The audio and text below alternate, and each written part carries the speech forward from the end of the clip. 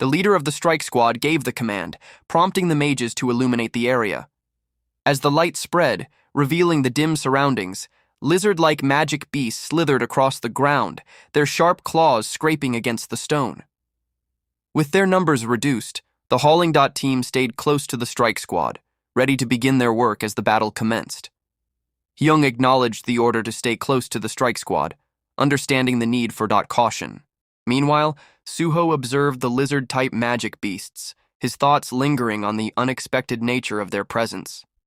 He had anticipated a demon-type creature, especially since the cursed random box had granted him Vulcan's horn. Watching the hunter party in action would allow him to study their combat techniques, gaining insight into how various hunters operated in battle.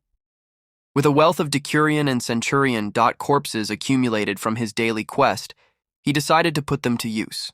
Without hesitation, he gave the command, "Arise."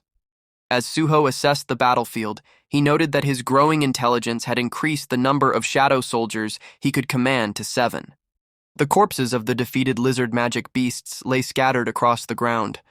The strike leader surveyed the area before deciding it was time for a break. Some members expressed surprise at the early pause, but the strike leader explained that despite their willingness to continue hunting, they were limited by the number of haulers. However, as the strike leader turned around, his eyes widened in shock. The hauling was already finished. A shadowy figure loomed before him and asked if it was a summon. Suho gave a brief confirmation, prompting Hyung to anxiously wonder what he would say next. The strike leader extended a handshake, expressing eagerness for Suho to join their squad as an exclusive hauler. However, Suho showed no interest in continuing such work. Undeterred, the leader insisted, offering the highest possible salary in the field. Before the conversation could continue, one of the squad members rushed over in alarm. A grave issue had arisen. A civilian's lifeless body had been discovered. The strike leader immediately turned toward the source of the commotion, his expression shifting to one of shock and concern. The strike leader observed the scene carefully, acknowledging the presence of a corpse. Nearby, the mage studied the remains, noting the accessories that suggested the victim had been a civilian. However, something was off. There had been no reports of a fire-wielding magic beast in Seoul Station. Hyung glanced at Suho with growing unease, silently questioning the possibility that crossed his mind. Suho shared the same suspicion. The burns on the body resembled something familiar, mist burn. Recognition flashed across the leader's face as he processed the term. Mist burn referred to the recently discovered magic beasts that burned with an eerie blue flame. Hyung, still unsettled, recalled a previous encounter.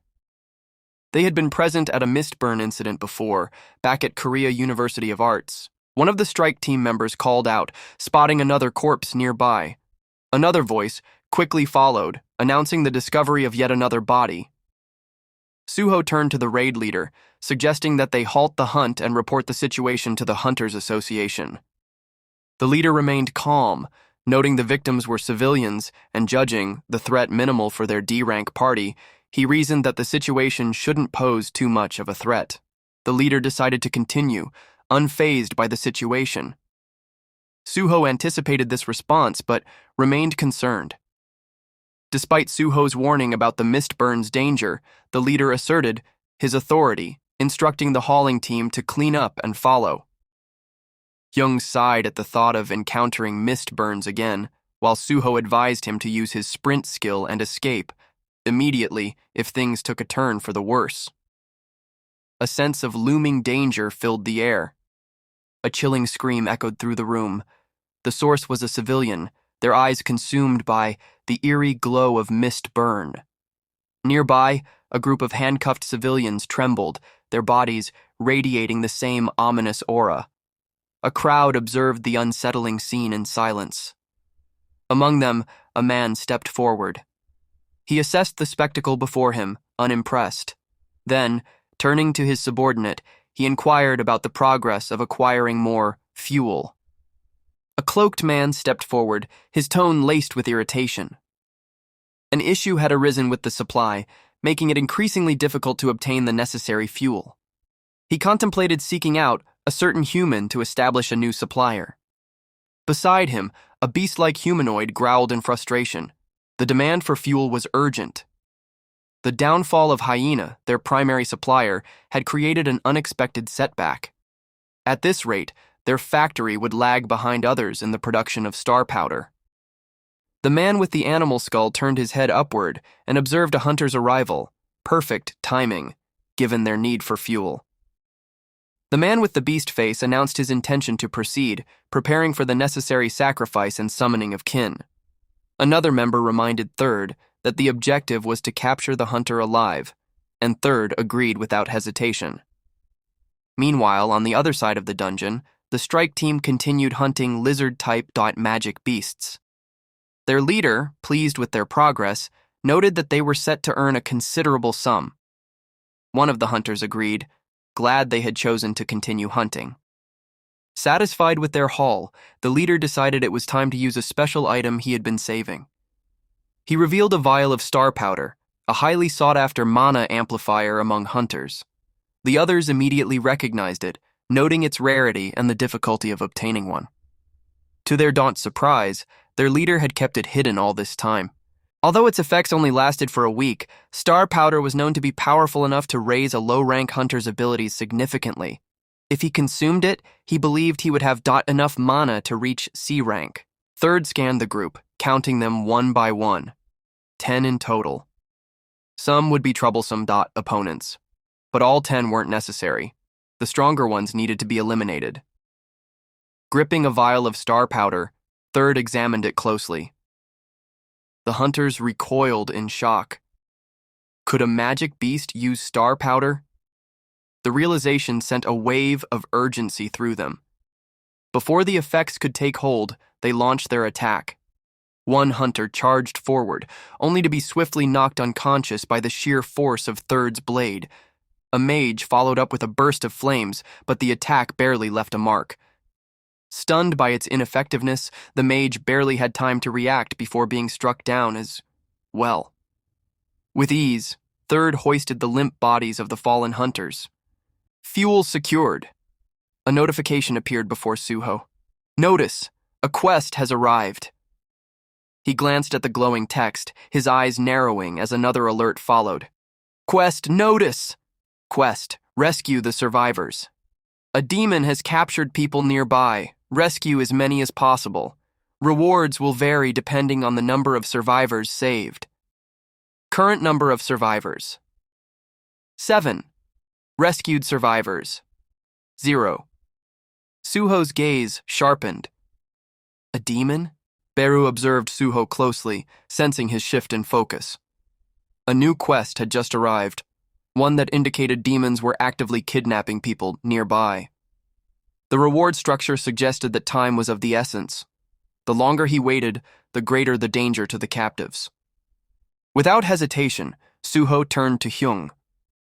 Urgency laced his movements as he ordered him to leave the dungeon immediately. Though Hyung hesitated, confused by Suho's sudden certainty, there was no time for explanations. A summoned goblin was already prepared to escort him to the entrance. Hyung hesitated for a moment before voicing his concern, but Suho had already made up his mind. He was going to the strike squad. Realizing he would only be a hindrance if he stayed, Hyung quickly accepted the situation. Without wasting any more time, he resolved to contact the Hunters Association for reinforcements as soon as he reached the exit. Suho summoned Gray and merged with him, feeling the surge of strength flow through his body. There was no time to waste. With a powerful push, he propelled himself forward. He dashed toward the strike squad's last known location, determined to reach them before it was too late. The place was engulfed in darkness, the air heavy with the scent of blood. Crimson stains marred the doorknob, a grim trail extending into the dimly lit hallway, where more streaks of blood painted the walls and floor. Scattered across the ground lay the unconscious bodies of the strike squad, motionless and lifeless in appearance. Third stood amidst the carnage, surveying his handiwork. Fuel secured. The preparations were nearly complete. Soon, the gate would open, and with it the arrival of a summoned demon. A victory was certain, and in anticipation, arrangements were being made to use the captured as fuel for what was to come. The other man muttered in frustration, finding the situation unfair. Meanwhile, the cloaked figure remained composed, reassured that the fuel supply had been replenished. With this, the production of star powder would proceed without issue. This so-called stimulant, passed off as a secret of the demons, had been created using the foundation of mad blood poison.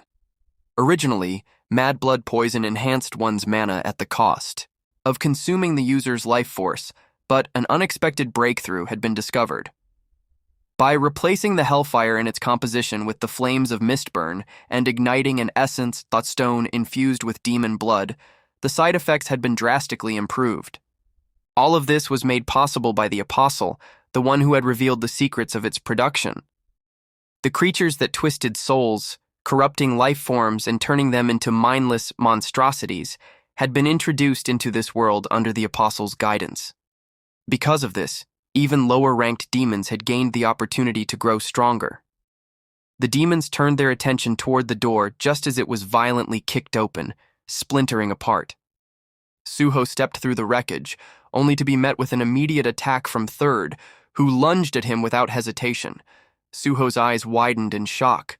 Before him stood demons, their presence undeniable. But what truly caught his attention were the figures bound behind them, multiple Mistburn victims, their bodies engulfed in eerie blue flames. A ritual. His gaze flicked to the system notification. 7 survivors. A breath of relief, at least for now. They were still alive. Third swung his sword at Suho, but Suho swiftly dodged the attack. Third hesitated for a moment, confused by the effortless evasion. Suho assessed the situation, his gaze sharp as he considered the lifeless hunters he had encountered earlier. Without hesitation, he delivered a powerful punch, sending Third crashing across the room. The man in the cloak observed intently. Their youngest had just awakened after consuming the star powder, yet his attack had been avoided with ease. A smirk formed on his lips as he exchanged a glance with his brother. It seemed they would have to step in. Third staggered under the relentless barrage of powerful punches from Suho, unable to counter the continuous assault. Suddenly, Suho sensed a shift in the air. Before he could react, 2 other demons lunged at him from opposite sides. He swiftly evaded their attacks, but his instincts flared again. Another presence loomed behind him. A demon's hand crackled with lightning before unleashing a sudden surge of electricity, striking Suho and momentarily stunning him. Taking advantage of the opening, Third followed up with a point-swift sword slash. Without hesitation, Suho summoned his goblins.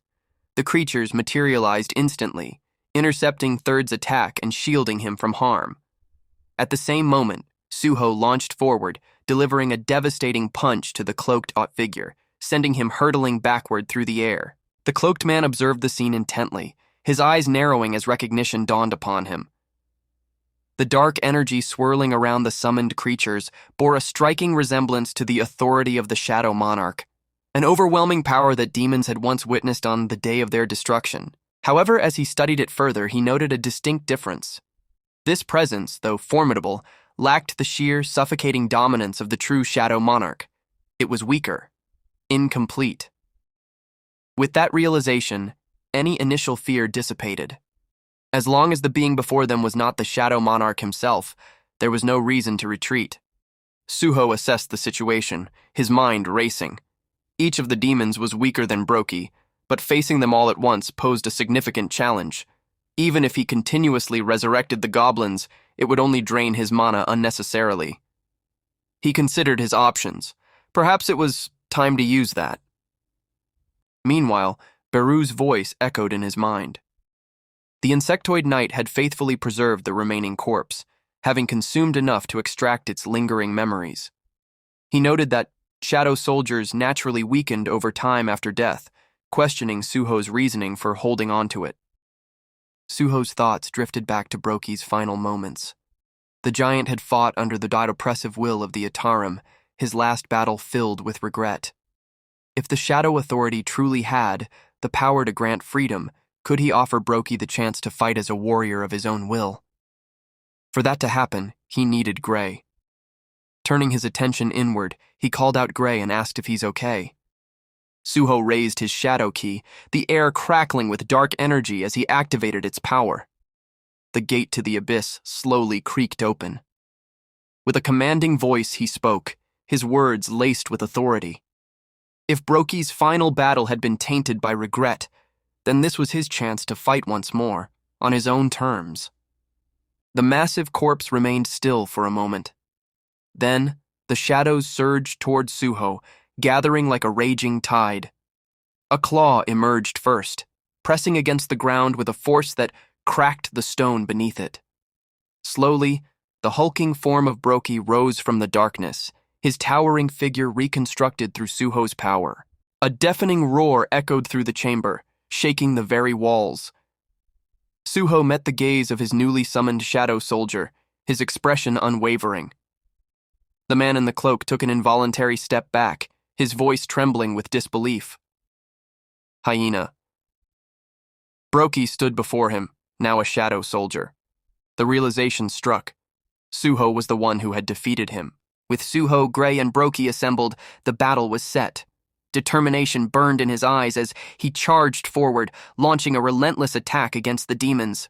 A dark aura crackled with lightning before shifting into a burning red glow. From the shadows, a figure stepped forward, a girl with cat-like ears silently observing the battle unfold. The girl stood silently, her sharp eyes observing the scene. She muttered to herself, wondering if someone had summoned her, perhaps a demon seeking to devour life. But then, her gaze landed on the battlefield, and her expression shifted to surprise. A shadow soldier stood among them.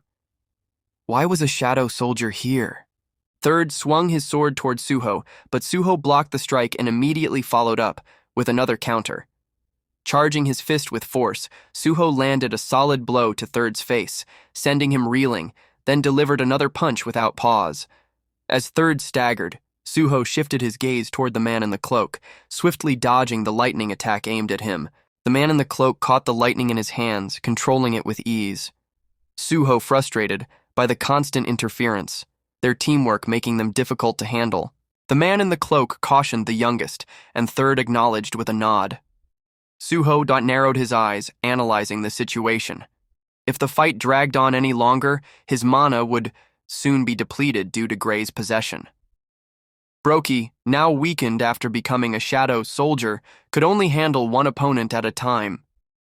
Suho's mind raced, searching for an opening, some way to separate the two demons, even briefly, so he could take them down one by one. A woman with a spear suddenly appeared before Suho, blocking his path. She fixed her sharp gaze on him, demanding an answer. Suho's thoughts raced. An injured female knight? Where did she come from? And why was she searching for his father, Sung Jinwoo, too? Beru stepped forward, his tone calm but curious as he questioned her presence. The woman's eyes widened in shock, her expression softening with recognition. That voice. Could it really be Beru? She exclaimed in surprise, delighted to see him, though puzzled by his altered form. She asked eagerly about Sir Sung Jinwoo and glanced at Suho, wondering about the unfamiliar human standing beside Beru. Beru let out a small sigh, replying that it was a long story.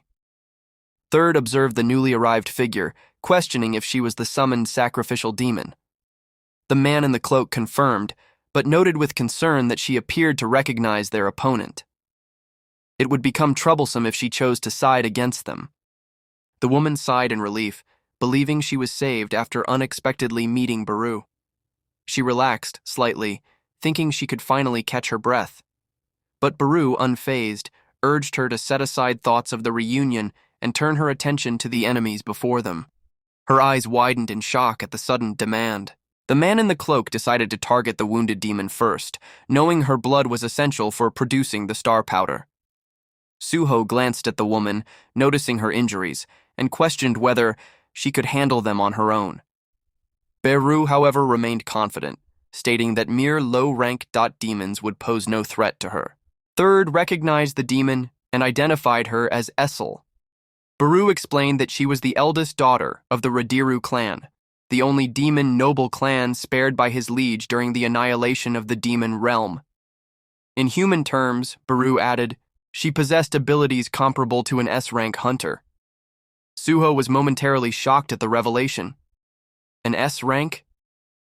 That meant he was about to witness an SB rank battle unfold right before his eyes. The battle erupted as Third Sword whirled with force, sending Essel stumbling backward. Suho and Baru exchanged glances, both visibly disappointed by her performance. Baru narrowed his eyes, voice sharp with disbelief. She had become noticeably weaker. Essel, tears welling, explained between shaky breaths. Half a year ago, the demon realm had fallen into chaos, most demons rising in rebellion. Her clan fought desperately, but couldn't suppress the uprising alone. She had barely survived thanks to her kin, but during her escape, her blood was forcibly extracted, robbing her of her strength and powers. Essel glanced at Baru, her voice pleading as she asked if he could heal her. Baru clicked his tongue in annoyance, brushing her off and remarking that it would be a waste of his mana. Essel pouted, calling him mean. Suho, watching the exchange, couldn't help but think to himself, what's with this weakened duo? The enormous demon asking if his brothers had heard. The man in the cloak nodded. At first he hadn't recognized her due to how weak she had become, but now, realizing she was a survivor of the Radiru clan.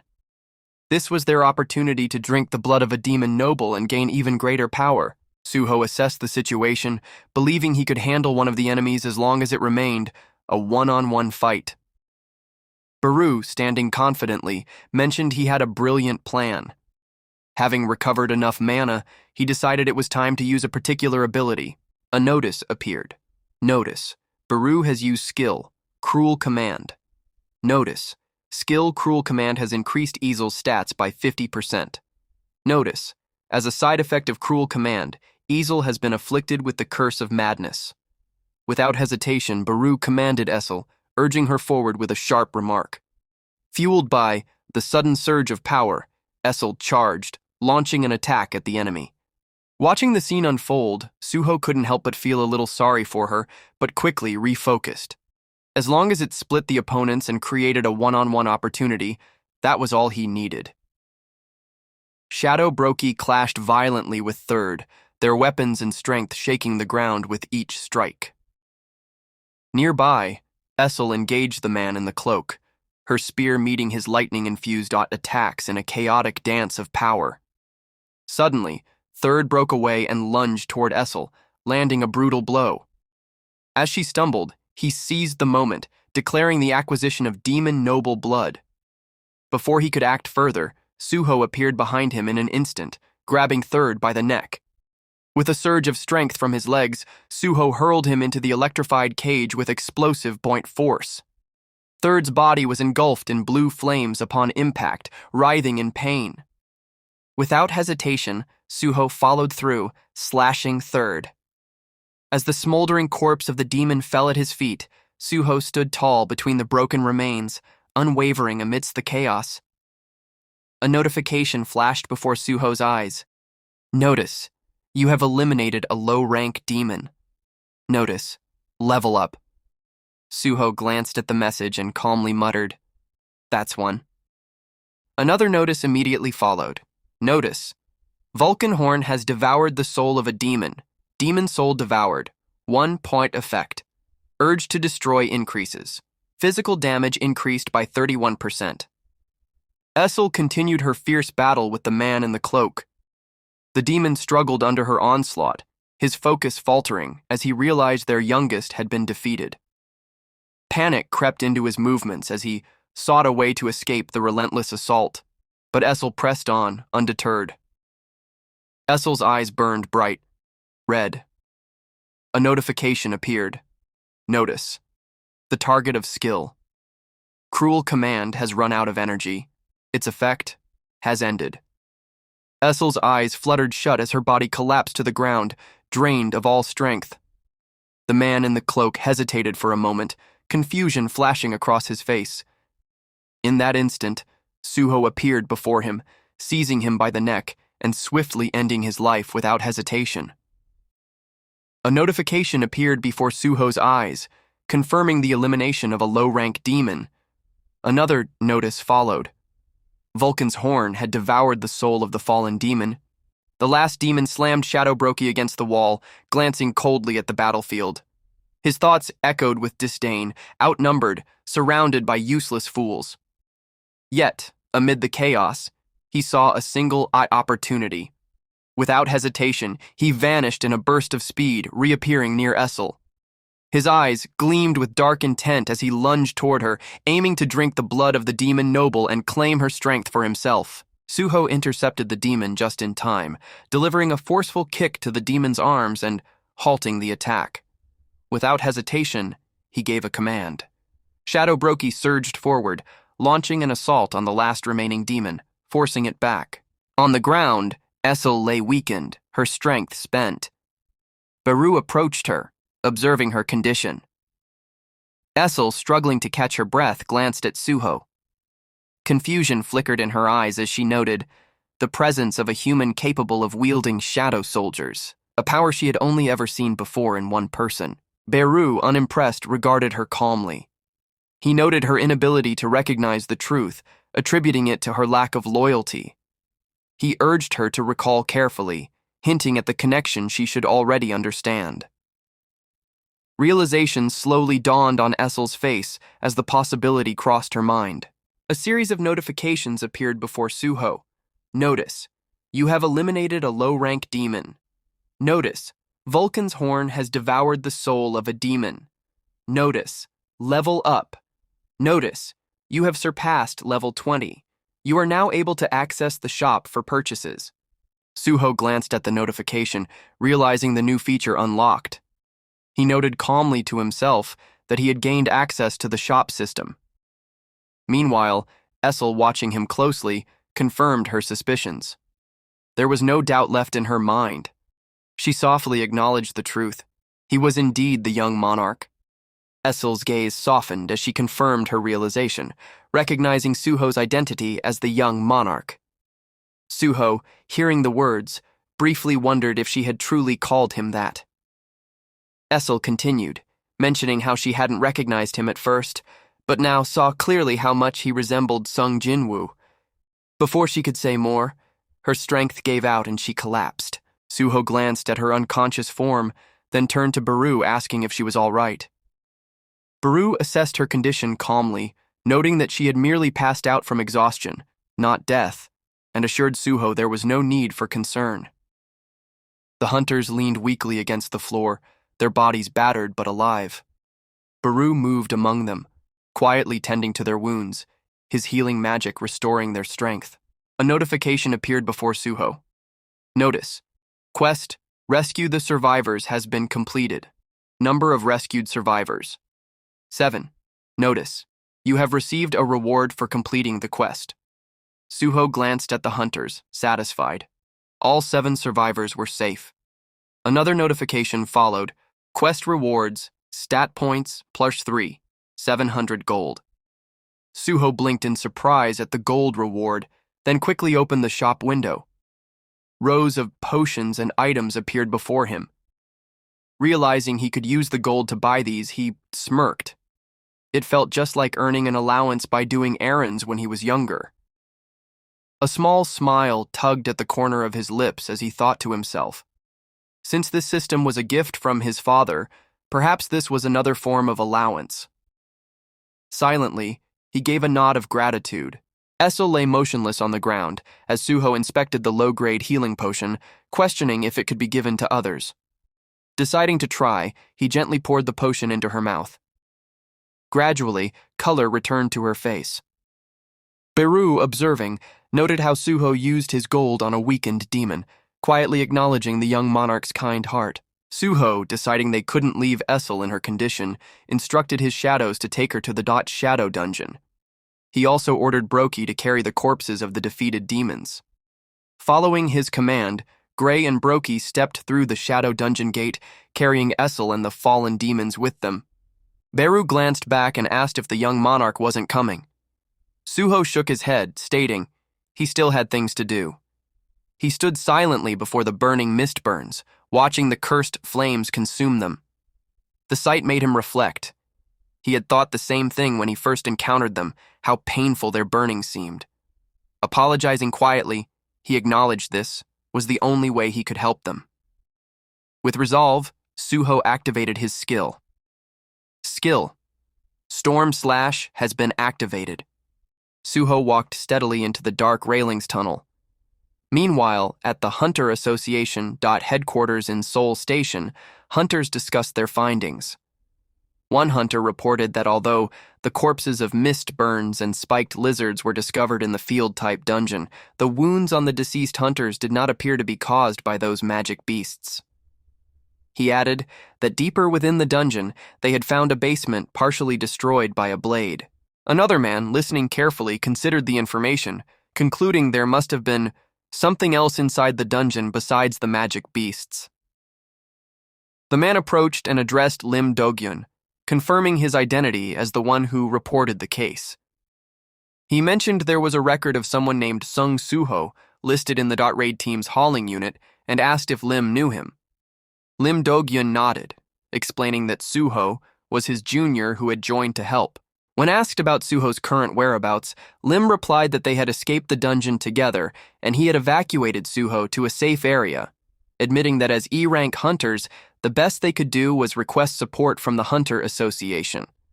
The man acknowledged the effort with a serious expression, then ordered a thorough search for any other traces. Lim Do-gyun watched quietly, thoughts swirling in his mind. The one who rescued the surviving hunters. It had to be Suho. He couldn't understand why Suho was hiding his true rank, but he felt certain it wasn't for any malicious reason. He decided to wait patiently, trusting that Suho would reveal the truth when the time was right. Inside the Shadow Dungeon, Essel reflected on the recent revelations. She recalled how Sung Jinwoo had left Earth to defend it from an impending cosmic invasion. Nearby, Baru explained that their liege had originally tasked him with breaking the young monarch's seal, though Suho had managed to undo it himself, showcasing his innate talent. Suho, observing Essel closely, seemed to recognize her faintly. Essel confirmed they had met during his tutorial, reminding him of his promise to remember her, though it seemed that memory had faded. Suho furrowed his brow, struggling to recall the fragments of their past encounter. For some reason, the memory felt faint, just out of reach. Then, a flash of clarity hit him. He remembered facing Essel before, casually telling her he would finish things quickly since his time was precious. He also recalled her surrendering almost immediately upon meeting him. Baru, watching the exchange, commented sharply, reminding Asil how inadequate her response had been during a crucial test for the young monarch. His gaze then narrowed, questioning why she had become so weak and what had transpired in the demon realm to bring her to this state. Asil explained that after Sung Jinwoo defeated the Demon King and nobles, the Radiru clan rose to the top and peacefully ruled the demon castle, waiting for his summons. Decades passed, without issue, but about half a year ago, trouble began. A mana amplifier called Star Powder started spreading among the demons, disrupting the balance. Suho narrowed his eyes at the unfamiliar term. Star Powder? Suho recalled hearing something about the Star Powder during his earlier fights with demons. It hadn't affected high-ranking demons much, but for lower-ranking ones, it significantly amplified their mana without any cost. Azel explained that with Star Powder as the catalyst, and with Sung Jinwoo's prolonged absence, the demons began to unite under a shared cause, aiming to overthrow the Radaru clan, who were under the Shadow Monarch's protection. What began as a rebellion soon escalated into a full-scale war. The Radiru clan fought desperately to defend the demon castle entrusted to them, but after half a year of conflict, they were ultimately defeated. Essel lowered her head, burdened by the weight of survival, feeling it was shameful to be the only one left when her entire clan had fallen. Doubts gnawed at her as she wondered how Sung Jinwoo would react, now that the demon realm had been lost under her watch. Suho, seeing her despair, reflected quietly. He thought of what his father might have said in this moment. He believed Sung Jinwoo would have acknowledged the efforts of the Radiru clan, recognizing the loyalty and sacrifice they had shown even in his absence. Suho's gaze softened as he silently expressed his gratitude toward Essel and her fallen kin. He resolved to help her, rebuild, determined to stand by her side and restore the Radiru clan together. Essel recalled Sung Jinwoo's words, the promise he once made to elevate the Radiru clan to the top. The memory echoed in her mind, and without realizing it, tears began to fall down her cheeks. Suho watched, momentarily stunned, as a notification appeared before him. Notice: last survivor of the pure-blooded demon nobles, Essel Radiru expresses her gratitude to the player. Through her tears, Essel managed a small, genuine smile. Another message flashed before Suho. Notice: would you like to recruit the descendant of the White Flames, Essel Radiru, as a companion? A notification flashed before Suho's eyes. Notice: would you like to recruit the descendant of the White Flames, Essel Radiru, as a companion? He stood frozen for a moment, realization dawning upon him. Essel was a descendant of a monarch? Another message followed. Notice: last survivor of the pure-blooded demon nobles, Essel Radiru expresses her gratitude to the player. Suho pondered the implications. Was this because Essel was the only remaining pure-blooded demon noble? Without hesitation, he made his decision. Accept. A new notification appeared. Notice: you have recruited the descendant of the White Flames as a companion. Another message followed immediately. Notice: a bond skill has been formed due to your connection with the White Flames descendant. Bond skill, Demon Strike, charge rate 0%. A devastating attack empowered by the energy of the White Flames descendant. Essel's eyes widened in shock as a status screen suddenly appeared before her. Confusion washed over her as she processed the unexpected development. Suho observed her reaction, realizing that his companions could also see their own status screens, something he hadn't confirmed before due to Gray's inability to speak.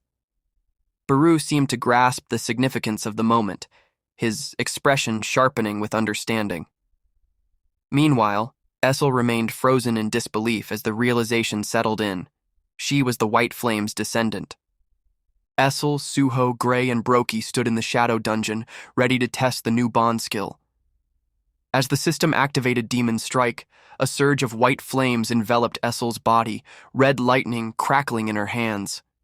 The energy surged toward Suho, transferring through their bond. His hand pulsed with power as he observed the skill in action. However, the immense strain drained Essel completely, and she collapsed onto the floor, breathless. She apologized, admitting it had consumed all her energy.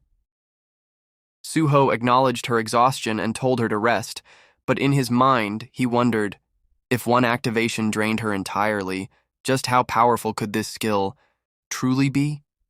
Meanwhile, Essel realized the skill's nature, recognizing it as the ability to transfer her strength directly to the young monarch. Suho anticipated an incredible attack and struck the wall with full force, expecting a devastating bot impact. However, the wall only cracked slightly. Both he and Beru stared in disappointment. Beru observed that the attack didn't seem much different from Suho's usual strikes, lacking any extraordinary effect. Suho realized it wasn't like Gray's bond skill, failing to meet his expectations. Meanwhile, Essel, watching the outcome, felt disheartened. Had all her energy really amounted to just that? Suho considered whether the skill's charge rate being at 0% was the reason for its underwhelming effect. However, since there were no instructions on how to charge it, he remained uncertain about its proper usage. Beru then made a request, asking if he could consume the carcasses of the demons brought to the Yacht Shadow dungeon. Suho immediately refused, explaining that he had brought them for shadow extraction. Upon realizing Suho hadn't attempted extraction yet, Beru suggested trying it now. Following the command, "Arise," a notification appeared, stating that the mana of the targets was contaminated and shadow extraction could not be used. Suho was surprised by the restriction, realizing he couldn't turn them into shadow soldiers. Beru explained that even his liege, Sung Jinwoo, had been unable to extract demons whose souls were tainted. Instead, he had controlled them through contracts, much like the Radiru clan had done. Seeing no other option, Suho allowed Beru to consume the corrupted demon carcasses. Beru expressed his gratitude, while Essel muttered in annoyance at being referred to as corrupted. Noticing Essel's exhaustion, Suho handed her a potion, assuring her it would help.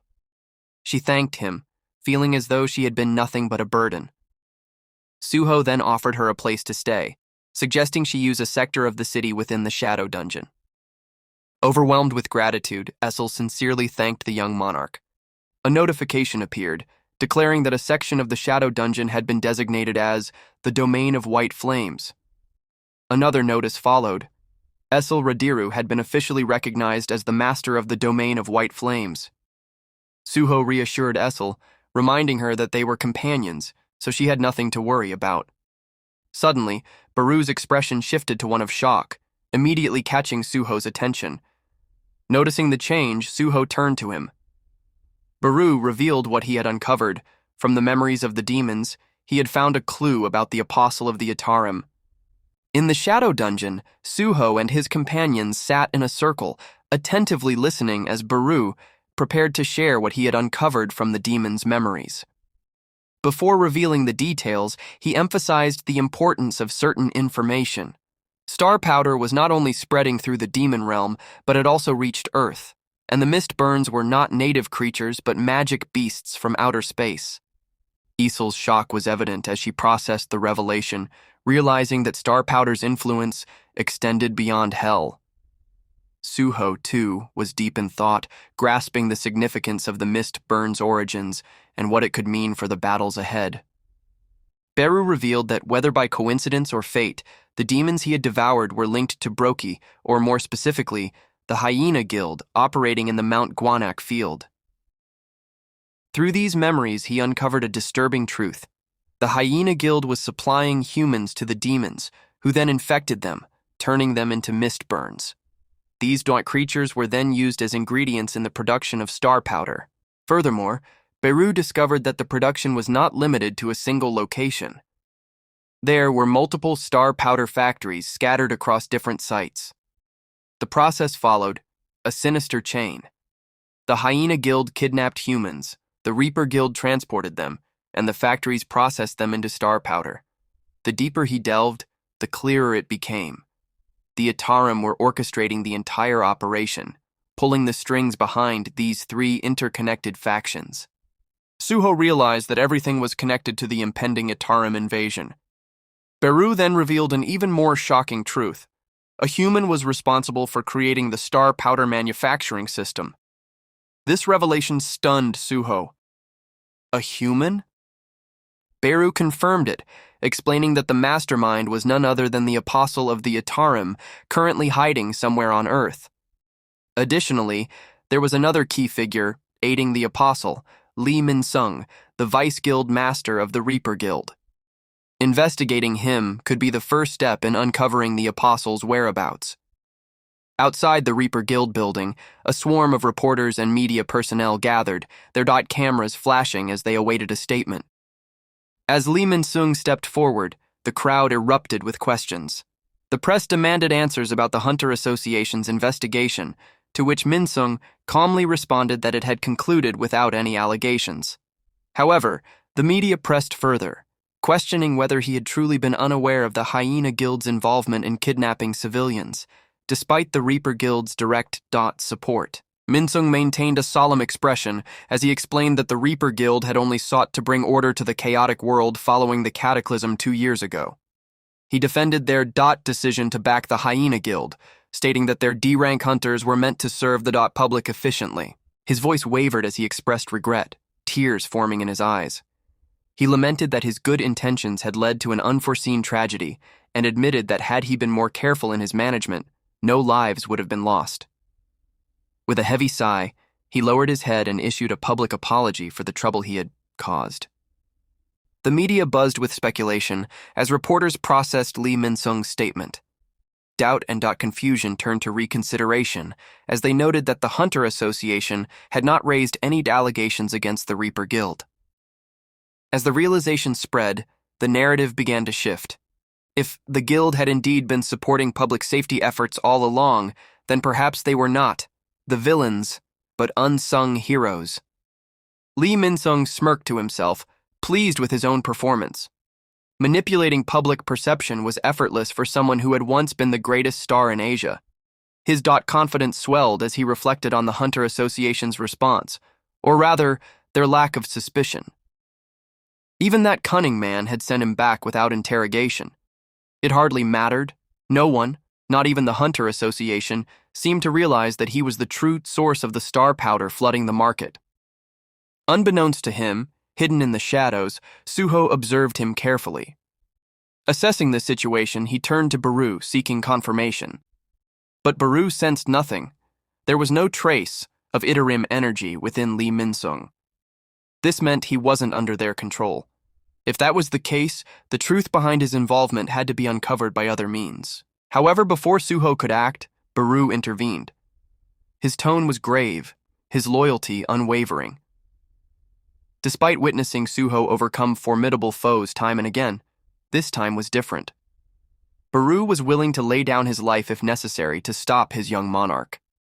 The sheer mana radiating from Lee Min-sung was overwhelming, something far beyond what Suho could handle at his current level. Just then, Lee Min-sung's demeanor shifted.